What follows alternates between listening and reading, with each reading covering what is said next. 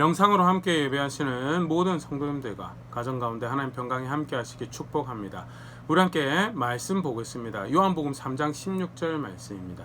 요한복음 3장 16절 말씀 우리 함께 읽겠습니다. 하나님이 세상을 이처럼 사랑하사 독생자를 주셨으니 이는 그를 믿는 자마다 멸망하지 않고 영생을 얻게 하려 하심이라. 아멘. 2021년 성탄절이 되었습니다. 예수님께서 이 땅에 오신 그 놀랍고 아름다운 사건을 다시 기억하고 기념하고 감사하는 그런 시간이고요. 더불어서 그 일과 관련하여서 그것이 의미하는 바를 가르치고 있는 하나님의 말씀을 다시 상고하며 그 의미를 확인하는 그런 시간이기도 한데요. 성탄이 예수님의 오심이 가르치는 아주 대표적인 메시지를 오늘 함께 생각해 보도록 하겠습니다. 오늘 읽었던 말씀에도 그것이 간접적으로 잘 보여지고 있는데요. 독생자를 우리에게 주신 것은, 구원자를 우리에게 주신 것은, 그 하나밖에 없는 아들을 우리의 구원자로 보내주신 것은 무엇을 확인하느냐? 하나님이 세상을 이처럼 사랑하셨다는 것. 하나님께서 우리를 그렇게 사랑하셨다라는 것을 보여주고 확인한다는, 요한일서 4장 9절 10절에는 그것을 이렇게 표현하고 있는데요. 하나님의 사랑이 우리에게 이렇게 나타난 바 되었으니 하나님이 자기의 독생자를 세상에 보내심은 그로 말미암아 우리를 살리려 하심이라. 사랑은 여기 있으니 우리가 하나님을 사랑한 것이 아니요 하나님이 우리를 사랑하사 우리 죄를 속하기 위하여 화목제물로 그 아들을 보내셨음이라. 아멘. 하나님 사랑이 어떻게 나타났는가? 하나밖에 없는 자신의 아들을 세상에 보내심으로 나타났다. 예수님이 우리를 위해서 이 땅에 오신 것은 무엇을 나타내는가? 하나님의 사랑을 나타낸다. 여기 하나님이 자기 독생자를 세상에 보내셨다는 것은 성육신하신 사건과 또 10절에 표현되어 있는 화목제물로 그가 드려졌던 구속사역의 정점이죠. 십자가 부활의 사건 모든 것을 다 포함하는 그런 표현이긴 한데, 분명한 것은 그의 아들이 우리의 구원으로 그렇게 오신 것은 무엇을 확인하고 무엇을 보여주는가? 하나님의 사랑을, 다르게 표현하면 하나님께서 우리를 살리시기 위해서 우리를 어떻게 위하셨는가를 확인하고 보여준다라는 것. 그러면 그 아들을 보내주신 사건에서 하나님께서 우리를 어떻게 사랑하셨는지 성경은 어떻게 보여주고 있는가라고 할 때요, 크게, 사실 너무나 다양하게 많은 말씀들 보기 크게 두 가지로 우리가 그것과 관련해서 말씀을 보일 수 있는데, 먼저는요, 아주 오랫동안 하나님께서 우리를 사랑하시고 우리를 위하셨다는 거예요. 하나님께서 그 아들을 보내주시겠다라고 말씀하신 첫 번째 대표적인 말씀이 창세기 3장 15절 말씀 보면요, 내가 너로 여자와 원수가 되게 하고 너의 후손도 여자의 후손과 원수가 되게 하리니 여자의 후손은 너의 머리를 상하게 할 것이요 너는 그의 발꿈치를 상하게 할 것이라 하시고. 대초 하나님께서 천지를 창조하시고 난 다음에 맨 처음 발생했던 사건이 사람이 타락하는 사건이죠. 놀라운 은혜를 누렸지만 그 은혜를 배신의 기회로, 거역의 기회로, 대적의 기회로 삼았던 사람이었고요. 그로 인해서 이제 그 죄에 대한 하나님께서 책임 물으시고 죄에 대한 상응하는 벌을 이제 선언하시는 장면인데요. 좀 전에 우리가 읽었던 창세기 3장 15절 말씀은 원흉과 같은 존재 사단에 대해서 하나님께서 그 죄에 대한 책임을 선언하시는 대목 중에 하나인데, 흥미로운 것은요, 여자의 후손이 너의 머리를 상하게 할 것이다. 여자의 후손이 너의 머리, 쉽게 말해서 여자의 후손이 너의 권세를 깨뜨리고 구원을 이룰 것이다 라는 그런 말씀이고요. 여기서 말하는 여자의 후손은 다름 아닌 예수님을 의미하는 거죠. 하나님 아들을 보내주시기로 작정하신 것은, 계획하신 것은, 물론 에베소서 같은 경우는 태초에 세상이 시작하기도 전에 그가 계획하셨고 그가 그것을 펼쳐가셨다고 분명히 가르치지만, 가장 첫 번째 기록으로 우리가 약속으로 볼 수 있는 말씀이 좀 전에 창세기 3장 15절이고, 세상이 시작할 때부터 하나님은, 그렇게 망가졌을 때부터 하나님은 다시 건져내고 다시 구원해내고 특별히 그 아들을 보내셔서 그 일을 이루시기로 작정하셨고, 그때부터 계속 한결같이 사랑하시고 그 일을 이루오신 그 결과가 뭐냐? 하나님 아들이 우리를 위해서 오신 것이고 우리의 구원이 되신 것이고, 그렇게 해서 그를 통하여 그 이후의 모든 사람들에게 구원이 초청되어지는, 허락되어지는 일이 벌어진 것이죠. 언제부터? 세상이 시작할 때 타락했던 그때부터 그랬다는. 하나님께서 그렇게 약속을 주시고 그 아들을 보내주시기 위해서 한 사람을 또 선택하시죠. 한 가족을 선택하시죠. 창세기 12장 2절 내가 너로 큰 민족을 이루고 너에게 복을 주어 너의 이름을 창대하게 하리니 너는 복이 될지라. 아브라함을 선택하시고 난 다음에 주셨다는 약속인데요. 1차적으로 보면 아브라함과 그의 가족에 대한 약속이라고 생각될 수 있는데요. 네가 복이 되겠다. 온 인류에게 복이 되게 하겠다라고 하셨는데 실제로 어떻게 그 일이 이루어졌는가? 아브라함의 후손으로 하나님의 아들이신 예수님이 육신으로 이 땅에 오셨고 그 아브라함의 후손이 예수님을 통하여 온 인류가 복을 받게 되는 일이 발생을 하였거든요. 그 아브라함의 후손을 보내시기 위해서 하나님께서는 아브라함을 선택하시는 그런 일을 그렇게 사랑하시고 위하셨다라는 거죠. 근데 이 일의 배경을 조금 생각해 보면 사실 굉장히 아이러니한데요. 성경은요, 하나님께서 정령 죽을 것이다라고 그리고 이제 죽음의 죄책이 죽는 것이 이제 너의 여정이 될 것이라고 선언되어졌는데요. 그럼에도 불구하고 그 인류가 살아가는 모습이 여전히 그 죽을 길을 선택해서 살아가더라는 그걸 아주 적나라하게 대표적으로 또 정점으로 보여주는 사건이 노아의 세대죠. 심판받은 세대. 창세기 6장 5절 6절 여호와께서 사람의 죄악이 세상에 가득한가 그의 마음으로 생각하는 모든 계획이 항상 악할 뿐임을 보시고 땅에 사람을 지으셨음을 한탄하사 마음에 근심하시고 정령 죽을 거다라고 해서 죄 짓고 난 다음에 이제 죽는 것이 결정이 되어진 그 세대인데 그럼에도 불구하고 여전히 살아가는 방식, 선택하는 방식은 그를 대적하고 좀 이것도 말씀 표현이 그렇게 마음으로 생각하는 모든 계획이 항상 악하다라고 하나님 대적하고 거역하는 선택들 해가더라라는 사람을 계속 선택해가는 것이 그 마음 기쁘게 선택한다라고 하는데 계속해서 뭐하는 거예요? 자기를 멸망시키는 자기를 죽이는 길을 선택해가. 근데 그 가운데 하나님은 어떤 일을 하시는가? 사랑하시는 것을 쉬지 않으시죠. 포기하지 않으시죠. 그리고 그 아들을 보내시는 그 역사를 계속 써가시죠. 노아라는 사람을 살려두고 다시 시작하는 역사를 펼쳐가시는데 바벨탑 사건이 벌어지죠. 창세기 11장 3절 4절 서로 말하되 자 벽돌을 만들어 경고에 굽자 하고 이에 벽돌로 돌을 대신하며 역청으로 진흙을 대신하고 또 말하되 자 성읍과 탑을 건설하여 그 탑 꼭대기를 하늘에 닿게 하여 우리 이름을 내고 온 지면에 흩어짐을 면하자 하였더니 어떻게 해서 그 자리에 이르렀는데 세상의 심판이 선언되고 다 죽는 것이 결정되는 자리에서 하나님 은혜로 노아를 살려주시고 그러면서 새롭게 출발한 세대였어요. 그렇게 살아남은 백성들이고 그런데 하나님 뜻을 거역하여서 벽돌을 대신할 돌을 만들고 역청을 대신할 진흙을 만들고 우리가 만들어서 우리의 뜻을 하늘에 알리고 우리의 이름을 내고 하나님 흩어지라고 한 명령 대신에 우리가 거기 모여서 우리가 서로 힘이 되자 죽을 길로 계속 가죠.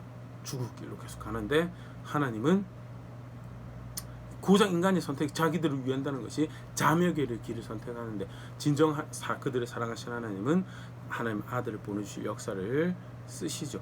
아브라함을 선택하시고 물론 아브라함 이후에 출애굽 사건을 거쳐서 놀라운 구원을 경험했지만 사사시대에 들어서서 왕이 없는, 기준이 없는, 주인이 없는 역사를 펼쳐가고 그 가운데 하나님께서 다윗을 또 보내주셔서 다윗을 세우셔서 아들의 영원한 나라를 약속을 하죠.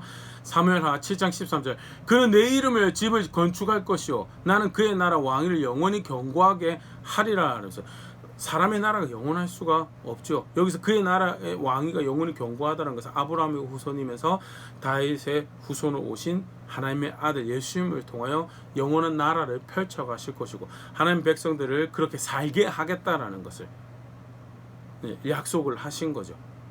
하나님 지속적으로 그렇게 자멸의 역사를 펼쳐가는 사람들 사이에서도 아들을 보내신 그 약속을 그렇게 우리를 사람을 사랑하신 역사를 펼쳐 오셨다라는. 근데 다윗의 후손이 잘 사나요? 아니죠. 그 나라에 살 자격이 없음을 스스로의 선택들 가운데 증명하죠. 이사야 53장 6절 우리는 다의 양 같아서 그릇 행하여 각기 제 길로 갔거늘 여호와께서는 우리 모두의 죄악을 그에게 담당시키셨도다. 죄악을 담당할 구원자를 보내서 대속하는 그 일을 행하실 것에 대해서 약속을 주시고요. 그렇게 예수님께서 정작 무엇이 가장 필요한 것인지 정작 무엇이 가장 자신들을 위하는 것이 사랑하는 정작 그리고 그게 가장 완벽한 것이 잘 알지 못하던 그때 2000년 전에 하나님께서는 하나님 아들 예수님을 보내셔서 내가 너희를 이렇게 위하고 이렇게 사랑하고 이게 살 길이다라고 보내주셨어요. 그렇게 오랜 시간 한결같이 변함없이 사랑하신 것을 보여주는 사건이 그렇게 그 아들이 오셨다라는 사건이고, 더불어서 얼마나 중하게 그 백성들, 물론 시간적인 측면도 중한 것을 나타내지만 얼마나 중하게 사랑하시는가를 보여주는 것도 아들을 보내주신 거죠.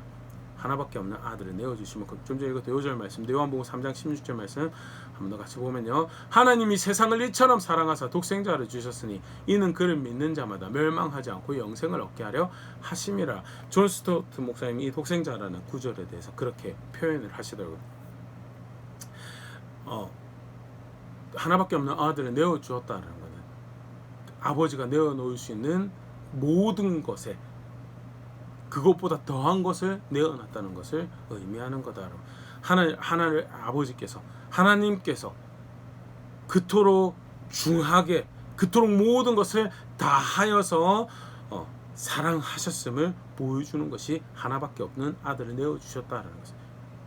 어떻게 사랑하셨냐고요? 그 아들을 그렇게 우리를 위해서 보내주실 만큼. 단순히 보내주신 것으로 끝나지 않았죠. 그가 우리를 대신하여 죽는 것으로 하나님 사랑을 보여주셨다. 로마서 5장 8절, 우리가 아직 죄인 되었을 때 그리스도께서 우리를 위하여 죽으심으로 하나님께서 우리에 대한 자기의 사랑을 확증하셨느니라. 그리스도께서, 그 예수님께서 우리를 위하여 죽으심으로 하나님께서 우리에 대한 자기의 사랑을 분명히 확인할 때 드러내놓고 보이셨다라고, 데몬스트레이트 했다라고 성경 가르치고 있고요. 그렇게 아들을 보내주신 것은요, 하나님께서 어떻게 우리를 위하시고 사랑하시는지를 보여주는 사건이었다. 그렇기 때문에 그의 교회를, 그의 성도를 성경에서 이렇게 부르죠. 요한일서 4장 16절, 하나님이 우리를 사랑하시는 사랑을 우리가 알고 믿었노니 하나님은 사랑이시라. 사랑 안에 거하는 자는 하나님 안에 거하고 하나님도 그의 안에 거하느니라. 하나님께서 보내신 그 구원자를 믿어서 그의 교회가 되고 그의 백성이 되고 그의 성도가 된 교회와 성도를 뭐라고 부르냐? 사랑을 아는 자다. 그렇게 알고 믿은 자다라고. 또는 또 어떻게 표현하냐면요, 사랑하시는 이로 말미암아 이기는 자. 로마서 8장 36절 37절, 기록된 바 우리가 종일 주를 위하여 죽임을 당하게 되며 도살당할 양같이 여김을 받았나이다. 한과 같으니이다. 그러나 이 모든 일을 우리를 사랑하시는 이로 말미암아 우리가 넉넉히 이기는 일을. 예전에 구약에도 그렇지만 신약에도 하나님 백성들은 주변의 사람들과 다르게 거룩함을 추구하고 거룩함을 따르는, 거룩함을 살아가는 백성이, 그러다 보니까 세상에 속한 세상의 나라, 세상의 문화들로도 미움받고 소외당하고, 표현이 그렇죠, 도살당할 양같이 여김받. 그게 구약에서 한 백성도 잘도 그렇지만요, 신약에서도 교회가, 성도가 살아가는, 육신의 눈으로 볼 때 마치 도살당할 양 같은 그런 시간들을, 삶을 살아가고 있는 게 교회와 성도의 모습이죠. 그런데 어떻게 해요? 사랑하시는 이로 말미암아, 하나님이죠. 그 아들을 보내주시는 그 사랑하시는 이로 말미암아 넉넉히 이기는 존재들이 누구냐? 그게 신약의 교회고 신약의 성도고 신약의 하나님 백성이다.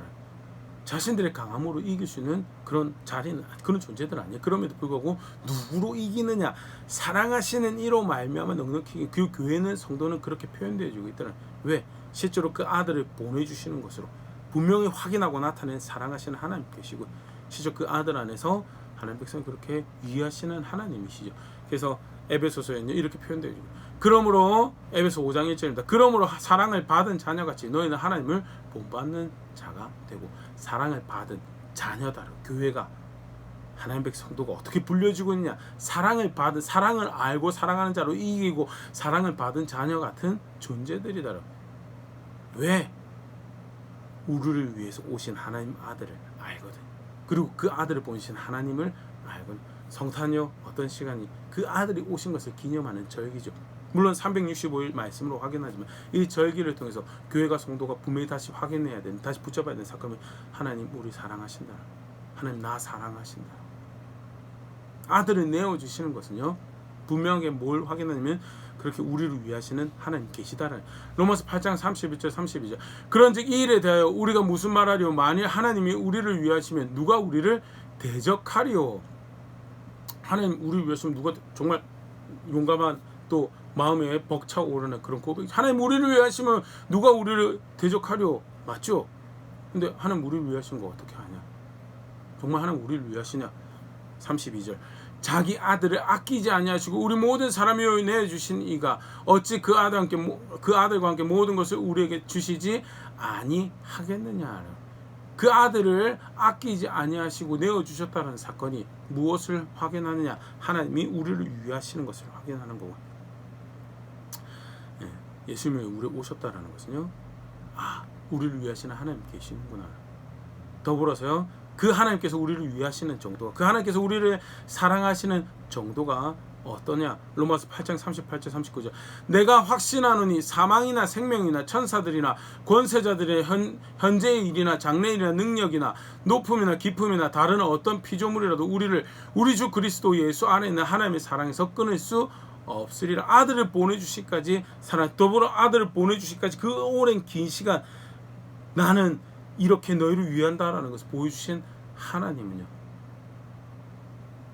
그 사랑은 사망, 생명, 천사, 실제로 뭐 간단하게 그냥 우리 좀 세속적인 시선으로만 보더라도 처음 아들을 보내주시기 약속 주시고 난 다음에 아들을 실제로 보내주기까지 얼마나 많은 세대가, 얼마나 많은 나라들이 일어났다 사그라지고 일어났다 소멸하고 역사를 반복해왔는데, 하나님은 그 가운데 그 사랑이 쇠한 적이 없이, 변한 적이 없이, 멈춘 적이 없이 지속적으로 한결같이, 심지어는 스스로 반복해서 이 사람은 계속 자멸해가는 역사를 써감에도 불구하고 한결같이 사망도 생명도 천사도 권세도 현재일도 장래일도 능력도 높음 깊음 어떤 피조물이라도 끊을 수 없는, 막을 수 없는, 방해가 될 수 없는 사랑인 거예요. 실제로 우리가 삶을 살다 보면 버려진 자리에 있는, 잊혀진 존재 같은 자리에 있죠.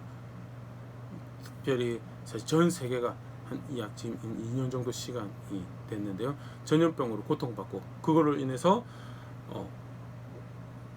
삶의 수입에, 삶의 자원 얻는 수입에 여러 가지 활동들이 제약이, 그래서 경제적인 문제가 발생하고 그뿐만 아니라 여러 가지 상황과 예상하지 못한 상황과 사건들이 발생하는 것에 대해서 삶이 너무 무겁고 힘겹고 할 때 정말 잊혀진 거 없고, 무슨 사랑받을, 내가 어떻게 위함을 받고 사랑받고 있는가라고 그렇게 생각할 수 있는 여러 가지 일들이 있죠. 그런데 예수님께서 우리 오셨다는 것은 무엇을 분명히 확인하는가? 너 사랑받고 있다. 너를 위하시는 하나님 계신다라고. 아니 제가 이런 상황인데, 아니 예수님 오셨잖아요. 제가 이런 문제가 있고 이런 어려움이 있는데 제가 무슨 사랑하고 하나님 무슨 저를 위하시는, 아니 예수님 오셨다라고. 너를 위해서 오신 예수님을 알고, 그렇게 너의 구원이 되신 예수님을 알고 있잖아요. 알고 있습니다. 너 사랑받고 있다. 너 사랑받고 있고 너를 위하시는 하나님 계신다라고. 예수님 오심은요, 분명히 성경에서 그렇게 확인하고 가르치고 있는 사건이고, 실제 우리가 간단하게 말씀을 봤지만요, 위하시는 하나님 계심을 분명히 보여주는 사건이 뭐냐? 자기 아들을 아끼지 아니하시고 우리를 위해서 주셨다는 거예요. 그러면 그 사랑을 받은 자처럼 살아가는 것이, 그 사랑을 아는 자처럼 살아가는 것이, 그게 하나님 백성이 마땅한 신앙이다. 그게 이제 사랑을 받은, 그 사랑을 확인하는 사람들이 살아가는 방식인데, 간단하게 우리가 살펴보면요, 먼저 요한복음 15장 10절 내가 아버지의 계명을 지켜 그의 사랑 안에 거하는 것 같이 너희도 내 계명을 지키면 내 사랑 안에 거하라. 사랑하시는 하나님 계시다면요, 그렇게 긴 시간 동안 변함없이 사랑하시고 아들을 주실 만큼 사랑하신, 아낌없이 사랑하신 분이 계신다면, 신뢰할 만한 사랑하신 이가 계신 걸 알면 그 사랑 안에 거하는 것이, 그게 신앙이죠. 어떻게 그 사랑 안에 거할 수 있는가? 그 예수님의 계명, 하나님 말씀을 따르는 것으로 그 사랑 안에 거하는, 그게 성도의 신앙이다. 더불어서 그 사랑이 인도하는 삶을 살아가는 것이, 고린도서 5장 14절에 그리스도의 사랑이 우리를 강권하시는도다. 우리가 생각하건대 한 사람이 모든 사람이 대신하여 죽었은즉 모든 사람이 죽은 것이라. 그 그리스도의 사랑이 강권해 가는 곳이고 인도해 가는 곳이 있다라고. 어디로 인도해 가느냐? 그래서 고린도 5장 16절 보면요, 먼저 5장 16절 보겠습니다. 그러므로 우리가 이제부터는 어떤 사람도 육신을 따라 알지 아니하노라. 비록 우리가 그리스도도 육신을 따라 알았으나 이제부터는 그같이 알지 아니하노라. 육신의 관점에서 관계 가운데 대하지 않는다. 육신의 관점에 대표적 육신의 관점은 가방끈 가지고 스펙 가지고 뭘 누리고 있는 현재 육신을 가지고 무슨 일을 하고 있는가 그거 가지고 돈을 얼마나 쓸 수 있는가 저 사람이 얼마나 나에게 유용한가 이익이 되는가 그게 다 육신의 관점으로 생각하고 판단하는 거죠. 관계뿐만 아니라 직장을 구할 때 육신의 관점으로 저 일이 얼마나 나에게 많은 돈을 벌어주고 얼마나 나를 편하게 할 수 있고 얼마나 내게 많은 이익이 되는 육신의 관점으로 살아가는 거죠. 그런데 실상 성경에서 보니까 그 육신의 관점으로 살아가면 어떻게 그게 자멸의 길의 역사인 거예요. 스스로 멸망시키는 길을 따라 살아가는 거 육신의 관점으로 살아가 지난 선악과 따먹은 이유로 지속적으로 반복해서 사람이 살아오는 뭐 육신의 관점으로 살아가는데 그게 자신을 위하는 것 같은 죽는 길이었다.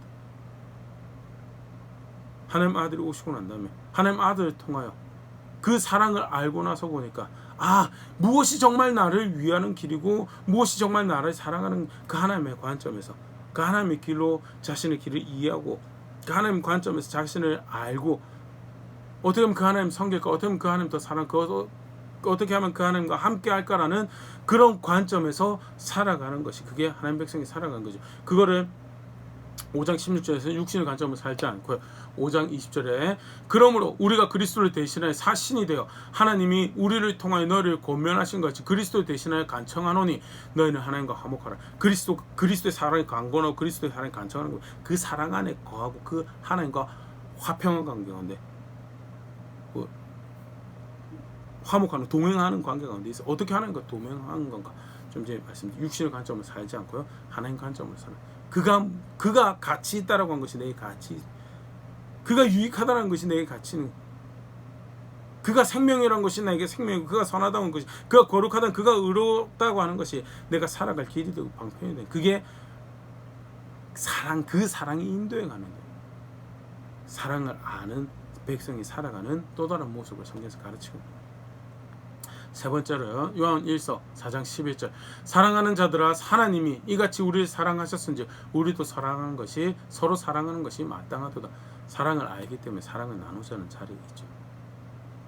사랑을 알기 때문에 그 사랑을 본받아 서로 사랑하는 특별히 그리스도 안에 있는 형제 자매들 그 안에서 형제 자매된 그리스도의 지체들 서로 사랑 가방끈으로 하나님 백성 된 거 아니고 소유로 하나님 백성 된 거 아니고 사회적 지위로 하나님 백성 된 거 아니고 오직 예수 그리스도로 하나님 사랑받은 자녀가 되고 그 사랑하시는 이로 이기는 능히 이기는 그런 존재가 되고 그 사랑을 아는 자들로서 서로 아끼고 위하고 사랑하는 그때 아끼고 사랑하는 위한 것도 육신의 관점을 사랑하는 게 아니고 하나님 관점을 사랑하는 역시 사랑하는 관점에 사는 거 당연히 그렇겠죠. 그럼도 그 본받아서 사랑하는 자리에 있는 것이 성경에서 가르치고 있는 사랑을 아는 백성이 살아가는 방식이고 마지막으로는 그 사랑을 전하는 자리에 있는 마가복음 16장 15절 또 이르시되 너희는 온 천하에 다니며 만민에게 복음을 전파하라. 그 사랑의 소식을 전파하는 자리에 있는 그 사랑을 아는 백성이 살아가는 방식이다. 예수 그리스도가 오신 것은 내가 사랑받고 있구나. 하나님 나를 이렇게 사랑하시지라. 위로와 격려를 얻고 그 사랑하시는 이로 말미암아 살아가는 삶에 대한 열정과 동기를 가질 수 있는 계기가 된다면요. 실제로 그런 계기를 붙잡았으면 사랑받은 자처럼 그 사랑 안에 거하고 그 사랑이 인도하는 대로 살아가고 그 사랑을 본받는 자리에서 그 사랑을 전하는 삶을 살아가는 것이 그게 교회와 성도가 사랑받은 자녀처럼 사랑 아는 자처럼 살아가는 신앙이다. 그런데 성경을 보면요 그런 모습만 있는 게 아니죠. 사랑을 안다라고 하는데 그 사랑을 방종과 이기적인 욕심 부릴 기회로 삼는 그런 선택들도 있더라는. 안타깝지만 구약에서 확인하는 많은 출애굽 당시 백성들이 그랬고요. 처음에 아담이 그랬고 출애굽 당시 백성들이 팔레스타인 들어왔던 이스라엘 백성들이 그랬고요. 사랑을 안다라고 하지만 그 사랑이 방종의 기회가 되고 욕심 부리고 이기적인 기회가 되는 너무나 안타까운 배신의 또 다른 죽음을 선택해가는 모습입니다. 네. 오늘 이 성탄을 맞이해서 분명히 다시 두 가지 말씀 앞에 정직하게 다시 돌아볼 수 있으면 좋을 것 같은데요. 사랑받는 자녀들 내 상황과 사건과 상태와 상관없이 나 사랑받고 있다. 아니 이 상황인데 무슨 내가 사랑을 받고 있어? 예수 모셨거든. 사랑받고 있어요. 하는 말씀이 그걸 확인을 하고 있고, 다시 분명히 그거 확인하고 붙잡고 그걸로 용기 얻고 격려받고 기뻐할 수 있으면 좋을 것 같고, 두 번째로는요, 실제로 사랑받은 자처럼 그러면 살아가는가 이런 모습도 한번 생각해 볼 수 있습니다. 나는 혹시 그 사랑을 방종의 기회로, 내 욕심을 부릴 기회로 삼고 배신하는 거역하는 자리에 있지는 않은지, 정말 사랑받은 자라면 사랑받은 자처럼 그 사랑하신 이를 가치 있게 여기고 존중하고 그를 위한 마땅히 그를 섬기는 것을 너무나 기쁨으로 알고 그렇게 아니 인생사에서도 사실은 그렇게 은혜를 입은 그만큼 은혜도 아니죠. 그보다 더 작은 은혜를 입어도 선생님 감사합니다라고 표현하고, 선배에게 감사합니다라고 표현하고, 직장 상사에게도 저를 이렇게 이끌어줘서 감사합니다 표현하고 살아가는 게 그게 너무 자연스러운 모습인데, 정작 그 사랑을 안다라고 하는데 나는 어떻게 살아가는가 말씀을 다시 생각해 볼 수 있으면 좋을 것 같고요. 사랑받은 자처럼 상황과 환경에 속지 않을 수 있으면 좋을 것 같고요.